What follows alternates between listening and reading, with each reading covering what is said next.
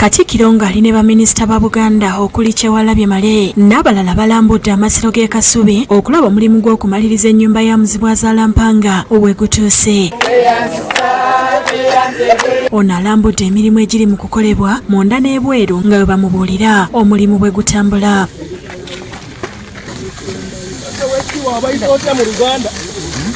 Minisita Kyewalabye amubuulidde emitendera egiyitibwamu okulaba nga buli kye bakola kitambulira mu nnonera Katikkiro n'abasiima bamukakasiza ng'omulimu guno bwe gunaatera okuggyibwako engalo ng'amaze okulambuzibwa omulimu gwonna agumiza Obuganda nti omulimu ogulabibwako guzaamu essuubi era ne yeebaza buli aliko ky'akoze. Mbeebazizza naye njagala nnyo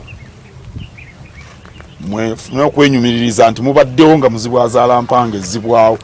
Muyinza obutakiraba n'emyaka ginaagenda okuyitawo mu byafaayo abantu bajja kubatendereza. Awadde Obuganda obweyamo ng'ennyumba ya Muzibwazaalampanga bw'enaatera okuggwa n'abajjukiza okumanya nti emirimu egimu gitambulira munono nga girina okugumiikirizibwa. Ekintu ky'oyinza okulaba ng'ekyangu naye essubi bwe balireeta lisunsulwa okuggyamu ebisubisubi ebiteetaagisa ate n'essubi ne lisibwamu obuyole ate obuyole ne buwanikibwa naye nabwo okubuwanika era kiyita mu mitendera. Katikkiro asabye abavubuka abali mu mulimu guno okwekenneenya n'okukwata ebikolebwa kubanga be bali babavunaanyizibwa mu kugiddaabiriza mu biseera ebijja mu maaso. Kwate butiribiri byonna bye musomye wano kubanga omulimu guno tujja kuba tugukola ennyumba eno erina okuddaabirizibwa n'amasiro amalala n'emirembe eginajja naffe nga tugenze weetaagawo abantu abategedde omulimu bwe gutambula.